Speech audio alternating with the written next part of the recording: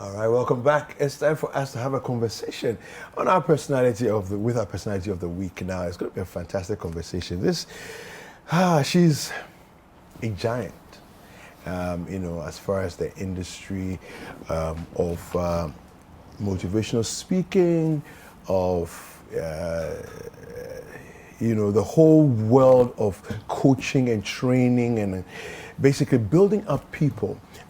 We have our guest is Comfort Ocran, who is Executive Director of the Springboard Roadshow Foundation. Auntie Comfort, you're welcome. Thank you. Thank you so much for having me. Well, it's good to have you here. Now, I mean, for some of us who have been very intrigued and been interested in the whole space, of the performance development and personal development, self-growth, trying to discover who you are and all those things. You're one of the names that has always been at the forefront, from way back when I was on campus, So to be sitting here on the same set with you is amazing. We have arrived. Yes, we have. Yes, to but how is Uncle Albert anyway? He's very fine. Nice. Very, very fine. I mean, he's really, he's good. Great. Doing well as usual. Great. Yeah. Great. All right, so take us back a bit. When was it that Springboard became an idea and went from an idea to reality? Well, that's a long way. You want to go over there? Yes, go back. Okay. So, see, as in 2000, between 2000 and 2005, we had been in business for some time then, about more than 10 years. Yeah. This was Combat Impressions? This was Combat Impressions. And we had started from an idea as well, and with one computer in my brother's office. It wasn't an office. We're sharing a desk with no printer. Okay. So we'll do the work and then put it on that time it was a diskette. It was a diskette. Thank you. Put it on a diskette and go and print it somewhere else. Wow. And take the job to the clients, and the clients would give their comments, and then we'll bring it back. Now, from those beginnings, we had now had the opportunity to build our own office, a two-story building, and we had dedicated, and then people were, how did you do it? Go from a printer desktop with no printer to now have your own printing machine. So was this the office at Kanda? This was the office at Kanda. Okay. Therefore, in the space of showing how it is possible, how one can go from an idea to actually trying it out, maybe failing somewhere along the line, having challenges, but coming back to that dream and growing and growing, we're sharing the story over and over again. But mainly it was on radio. We sometimes talk to audiences, and we decided that instead of just talking about, and this was being invited, why don't you, and this was an idea from one of our team members. One of our team members said, you should have something like a program, a conference that says starting the year right. Okay. Where people would come together and we'll talk about this. So in 2006, in January, we started the year right. Okay. And we got people from Wa, from Tamale, all of them trooping into Usu Presby Hall. So it was about 600 people. Wow. And that year, DataBank was one of our sponsors, and they have been a sponsor. They were here then for many years. And then after the program, one of the young people came and said, do you know that I believe Tamale needs this program? So do you mind coming to Tamale? And we were like, we don't know anyone in Tamale. We've been in Accra for most of our, at least I was born in Accra, grew up in Accra, schooled in Accra, everything in Accra. Yeah, so it would be difficult. It would be difficult for us. Yeah. I said, oh no, I'll take you there. Wow. So we said, okay, we'll try, we'll see. And somebody also said, oh, come to Kofredua. That year we did go to Kofredua. That's possible. So Tamale, we went to Tamale, and indeed, he was good enough. He gave us someone who took me around on his motorbike. We went. So you did the motorbike thing in Tamale. But if you're in Tamale and you don't do motorbike, it's you true. don't do watching, You've you missed don't do the guinea fowl, the guinea fowl. Dawa dawa jollof. I don't really like jollof, so. No, but you should taste dawa dawa jollof. Really? It's extremely nice. It's something else. It's very, very nice. Just taste it.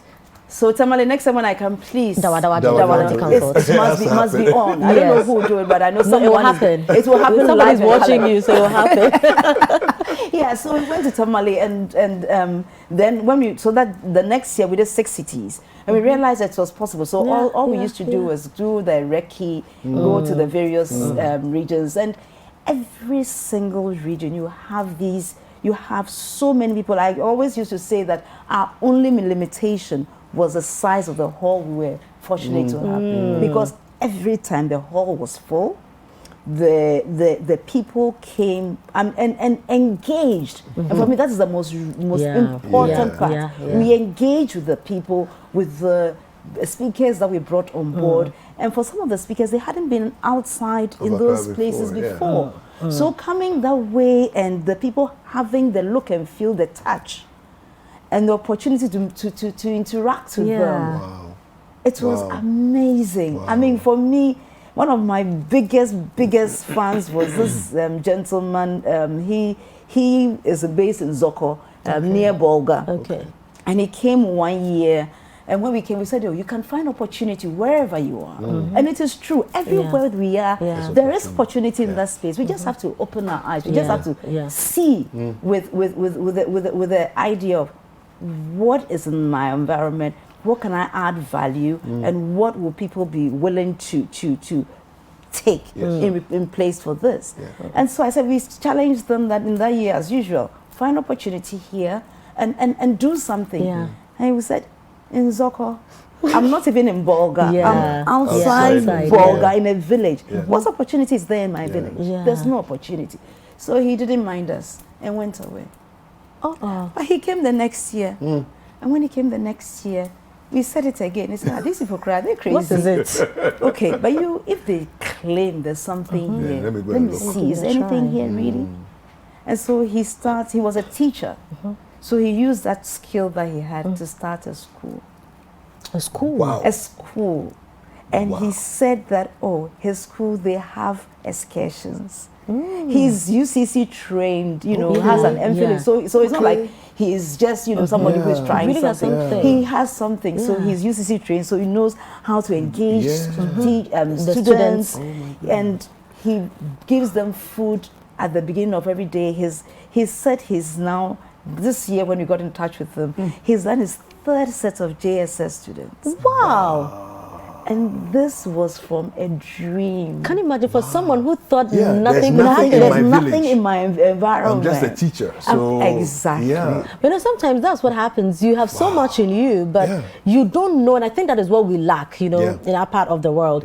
Sometimes who to even talk to guide you to start with the little that you have. And so I really admire you and Uncle Albert, and one thing that I have always wanted to ask, so I saw Combat Impressions, and then the next time I saw it was the Alberts, and I was like, this building is nice, and the building defined me, It's too nice. It's too nice. But Auntie Comfort, working closely with your husband, I don't know how you guys have been able to achieve this, because you are also 2 strong personalities. You were a huge personality on your own. Mr. Ocran is also the same. Now, you go out there to do stuff. We always see a team. How is it like at home? Do you guys fight? Do you have issues? And if you are fighting and you have a public engagement, how do you go about this? How do you do all that? I really would love to know. If you have to work closely with your spouse, and for all these years. Yes. No, but let's start from the basics. Yes. Okay. In the first place, when you met the person, you said, for better, for worse. Yes. So that was established. That must be established. Okay. And your better for words didn't say when we are working separately. Neither did they say when we're working together. Yeah. You said better for words. Yeah. Right. So that's number one. Number two, if you come to the workspace, you come as somebody who has skills, somebody who has understanding of what the work, that particular work involves. And most importantly, you come because you have passion for the work you're doing, and you bring all your understanding to that particular workspace. So does he. And therefore, if you're in the workspace, you're looking out for the best of the organization involved. Yeah. That's why you're working together. Yeah. So in that space, it is a workspace. It's not a husband and wife space. Yeah. So we look at the issues from the various viewpoints that we bring, or whatever strengths we bring, because he is analytical. Yeah. I am more marketing or generalist inclined. So he would say, oh, I think we should do it in point 1, 2, 3. I would say, okay, fair enough, but have you considered this aspect, and so on and so forth. So it's more of a conversation, it's more of a discussion. Yeah. And based on the outcome of that discussion that we would have with ourselves or with our team, Yeah. we come out with one decision which we must all abide by. So it is not a case of I'm the man, you the... No, But when you fight at home and you have to come to work. Oh, when we fight at home... Because it's the same people you're talking about? We leave the fight at home. Because when don't you fight with your husband at home? Yeah. Are you married, by the way? I'm divorced. Divorced, Yes. okay. But when you were married... Yeah, we used to fight. Before you were fighting, but I mean, you were happy. Yeah. When you're happy, you were happy. Yeah. You come to work. Yes. But when you were unhappy and you fought too, that one too, you came to work. Yeah, And but when you I came- wasn't going to say him at work. No, but when you came to work, your team members, sometimes I'm sure they'll get a little bit of the slack, Like but you're not not in plenty. yourself. Because No. you had to be professional. Yeah. So in the workspace, you must be professional. Somebody should just do a movie on you guys. I think that would really be nice. We have to do a movie on you. You know, maybe a documentary or something. And one of the things that we decided as a couple was that if we're going to have any spat, it's not going to be public. It's going to be in our bedroom. Yeah. You know, so Okay. in fact, some time ago, the children used to ask us, "Do you guys even fight?" Yeah, because And you I don't said- see anything. I said, "Yeah, we do. We do." So you have no idea. So nowadays, every now and then, not plenty, you know, I them see a little bit, but okay. generally, and we've gone past that. Usually, it's the below the 10-year. It's below the 10-year period that the fights occur a lot. So we've gone past that, and right now we are more like, oh, as for you are not correct. But then we move on. Yeah. And the question I have is, today we find ourselves in a world, and I'm referring to Ghana, right, where we look skeptically at motivational speakers. People say, just, you know, lots of talk, but we don't see anything real. I think it's just a little disillusionment that comes from maybe some persons who have carried themselves a certain way in the space. But then again, I'm also looking at, you know, the possibility of some people not understanding what motivation speaking really is all about. Yeah. And the fact that if I'm motivating you, my aim is to give you fuel, to encourage you to go do better for yourself, you know. What do you have to say about that? We've worked in this space for about 15 years now plus. And what I have seen over the years, I think is best told by the people who have benefited from it than from me, the one who does the work. Yeah. So here, for instance, I have this book here, Okay. which I encourage you to have a look. Oh, no, actually, I give you one Oh, thank to you. enjoy. Thank you. Thank you. This is the Core Tales of Resilience Yeah. that we had the privilege of doing together with the MasterCard Foundation last year. And you know that in 2020, we March, our president said shut down the country. Yeah. And everybody should go to sleep. I mean, in summary. Yeah. And it was because of COVID, Yes. which is still with us. And there was a lot of uncertainty, there was a lot of anxiety, there was, will our world work again? And I know personally, that's me personally, and I think I'm a strong, very strong lady. You are. I admitted myself in my own ward, in my bedroom, and sacked Albert out of the room and said, I had COVID. Yes. For about 7 to 8 days, I was in my bed with my COVID, my version of COVID. Interesting. Yes. I mean, if you're coming into the room, you have to wear masks, you have to wear gloves. Yeah. Because, of course, I have to eat. So, I know, right? So they had to bring me my food. But nobody was allowed inside my room. Because I said I had COVID. So when I discharged myself, when Dr. Comfort discharged herself. Interesting. Discharge patient's comfort. Yes, discharge patient comfort. I said, if me, that I believe I'm a very, very strong person, I can decide that I am sick. What is going on with other people? And then we had been talking with MasterCard Foundation, so they said they were going to do a COVID-19 relief program. And I said, okay, why don't we design a program that talks to people about how to reduce the anxiety about COVID, because the issue then was, what is COVID? How do I keep myself safe? So it was looking at awareness, looking at safety. We're looking at also reducing your anxiety, resilience, building resilience, and then surviving the disease. And we built this program. When we did it, we said, when we're going to do it, we said we'll look at touching the lives of about 600,000 people. At the end of it, we were based on the E model that we evolved, because of course we couldn't do face-to-face interactions again. So we used radio, about 30 radio stations across the country. We used about 19 community information centers and so on and so forth. We had stories from these people who have been touched by this program all over country, all over Ghana, and in Sierra Leone, and in Nigeria. Oh, wow. Well, yeah, because based on our, you know, social media, you have the analytics there. We have 13% of the people coming from Sierra Leone. Oh, yes, I mean, yes. 13% of about 6 million people. And we got these stories that we compiled in this book. And they were telling us about how they were afraid, and they realized that, it's not the end of the world. There was this gentleman who was selling check. I mean, but he had to stop check. He said he was in his room, he was scared. But when he listened to the 15-minute episodes that we did in English, in Ga, in Chi, in Ocran, in Ever, and as well as in Dangbe, we did sign language translation as well. When he watched it in that Khan version, he realized that it's nothing to be scared of if you take care of yourself.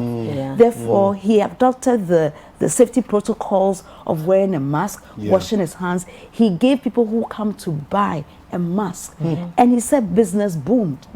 There was this teacher who lost his job because he was then a teacher, a dance teacher. The schools were shut down. So which private school will pay you whilst you were at home? So he lost his job, and he remembered that, because we did discovering your talent and doing business with your talent. He remembered that I had learned how to do shoes some time ago. So he started making shoes during the lockdown. When the lockdown was over, you could now go about business. He started selling shoes. School has reopened. He has not returned to the school's classroom because he now had the motivation to realize that he is an individual. This is his life. He had the skills. He had a talent. And that talent, he could turn it into a marketable trade. So he started his own shoe business, manufacturing his shoes and selling his shoes.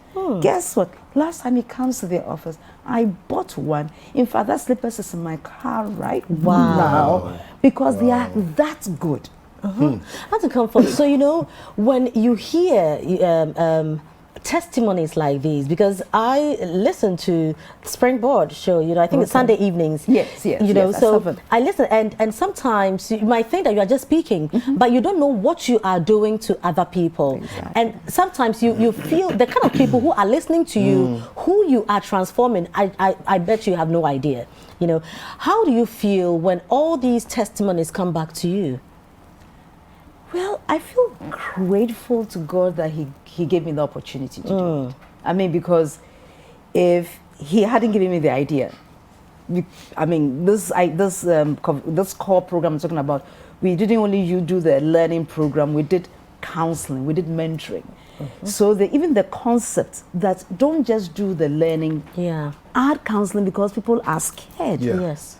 And in fact, whilst we worked with the Ghana Psychological Council for this particular part of the program. When we were about to sign them on and sign the MOU, somebody calls me and says, "Oh, I want to commit suicide." And I haven't heard that word before personally. I just know of it. But to have a real human telling me this is the issue I am facing, it was very scary to me. I was scared. So immediately I called the counselor and said, "What do we do? What do we do?" She said, "Oh, you're cool. Calm down. I'll take care of you." This person was in Cape Coast. Because it was with the General Psychological Council, they have people in Cape Coast. So that person got a counselor in Cape Coast to go and talk to the young lady. So you saved a life. Oh yeah. Not just hers. I mean, different people. When you read this, you see people who said, "I was depressed." Somebody said, so talking about reading this and getting what people are saying, we have a video to show you. Let's take a look. Let me see. In the electrical industry, I had a passion. I registered my business and I got my certified electrical wiring certificate. Because of the COVID, I decided to stop the entrepreneurship. I gave up, and with call, I think I'm back again. Yedie introduced me to the core program, and during the program, I engaged myself in the entrepreneurship industry. And I think our courses with core has helped me a lot. We used to go online, their website, their social media handlings, and watch the videos. And sometimes they can call us and mentor us. The best thing I learned from core is, one, how to overcome crisis. My name is Denim Deredora, and I'm the CEO of Do Interior and Event Management. We are located at Bechele.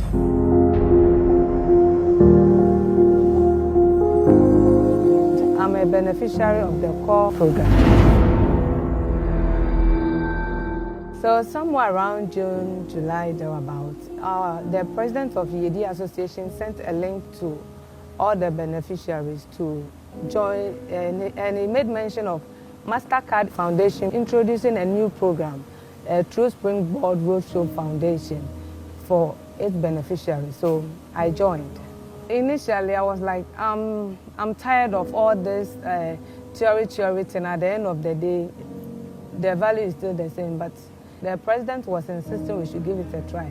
And then one thing that strengthened me, when we got to who moved my cheese and personal branding, I got to know changes are inevitable to life. So there were certain things you should expect them as an individual or as an entrepreneur. Right, so these are but only two of the numerous beneficiaries, Auntie Comfort. So this is your work. So that's what I earlier mentioned, that you might think that, okay, so somebody has just come to you, I just gave an advice, but you have no idea the number of people you are feeding. Because now if Dede is in business, even if she's not married, Dede's parents, Dede's siblings, Dede's siblings' friends, you know, all these people, the rippling effect that your guidance to one person is not bringing. And I love what Dede said, because that's what we're alluding to earlier on. Where people are like, we're tired of this. Even today, there's a song about it, you know, we are tired of motivational speakers. Because beyond that, no, it is well. And I started this with just a cup of Gary, and today I own a Gary making factory and all that. You know, sometimes there's lack of practical guidance. So, so per your story, you started with one computer on a shared desk, and today you are so big, you are so huge. How does somebody also start, you know? And I am happy that there are practical learning steps to achieve. So beyond what it is saying, that beyond the theory, now there's something tangible that she can fall on. Apart from the day, I have one of my well, I hope they don't come kill me, but one of my favorite young gentlemen was this particular guy. He's called Promise. He went to the extent of saying, okay, what else can I do? So he has done his incubator. And he's selling the incubator. But apart from selling the incubator, he's using the incubator to grow, do a poultry farm. Yeah. So he's now getting multiple streams of income as an electrical. He has an electrical place. He also has the incubator that he sells. He has a drink dispenser that he sells. He has he's doing his poultry. So the main thing, the difference between the theory and the actual is the action. And that action, no one can take it apart from you yourself. Because if you've heard and you don't do, nothing would happen. And yes, it will be theory.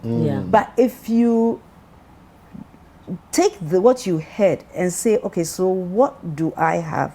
Because every single one of us is different.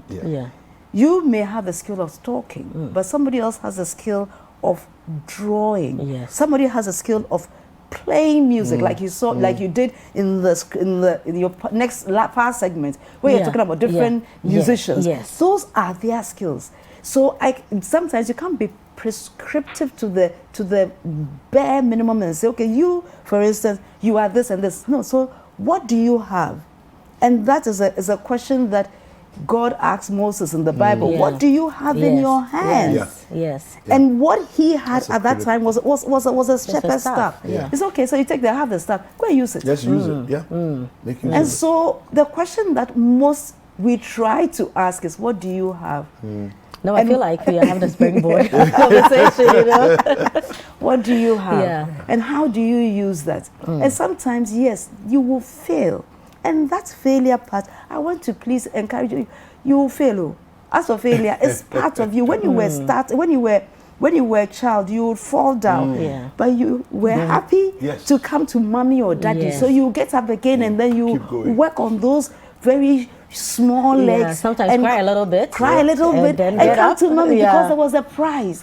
So you must always, in the quest of developing yourself, see what is the prize ahead of me. And as you have a stumble, you say, oh, I stumbled. Oh, the stumbling was rough, and it was very painful. It was painful. Oh, my dress is dirty. Okay, then you get up again. You still get up.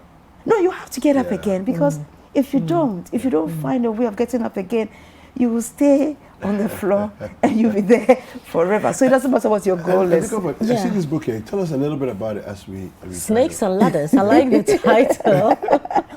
This was a book that we wrote, Albert and I. We wrote. So this is not a compilation of people's stories. This is a compilation of this thing that we wrote, and it was based on the Snakes and Ladders. Okay, so you want that one? Okay, so here you are. It's based on the Snakes and Ladders game. Thank you. But when we are done, you autograph it for us. I will definitely do that. It will be a privilege of mine to do that. It's based on the Snakes and Ladders game, and I'm sure we all enjoyed it when we were young. Yeah, but when the snake bites, that big snake up there, you know, they get to 97 or 96, and then you come back to like 13 or something. Exactly. And we're saying that life is like that. Sometimes you have the opportunity which projects you. So that's like a ladder. And that opportunity moves you to a particular place, and it's good, and you move on. So depending on the kind of habits or the kind of attitude you develop, that could propel you. However, if you have a particular habit that instead of when you are giving your salary at the end of the month, instead of deciding that I'm going to take out my tithe, I'm going to do my pay myself in terms of investing or in terms of saving, and then I'll use the third one to just put aside for something rainy, and then the rest I'll live on the rest. But you keep on spending the money. Sometimes the money doesn't even get to the house. Then there's no pay. I mean, after being happy for 2 hours, the payday is gone. That is a snake that will bite you in the future if you have any medical emergency or you have some issue. And therefore, the snakes will bring you down. Sometimes you can be you might be at the peak of your career. And yet a little something that you should have dealt with. And many years ago, people may have even told you that this particular habit of yours, you need to be careful about it. And you said, no, I'm okay. I'll work on it. I know what I'm doing. I think for 30 minutes is not enough time. It can never be enough. I know at all. So maybe you should come on if you had upside like down. 3 or 4 hours, Are you serious? It's over. Can you imagine? No, that means that you're a good motivational speaker, because we enjoy the conversation so much. We don't even take note of time. But this is where we've come. And it's always so much pleasure, to listen to you, whether in person or on radio or on TV, anywhere. Auntie Comfort, you are such a huge inspiration to a lot of us.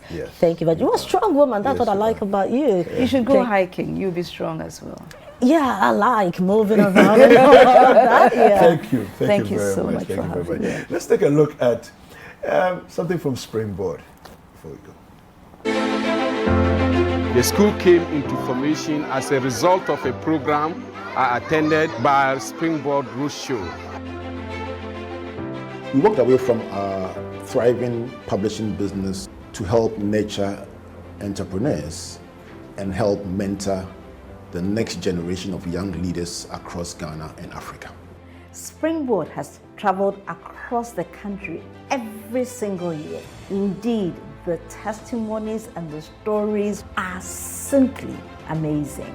By their nurturing and their mentoring, I have been able to grow my business and currently pursuing law.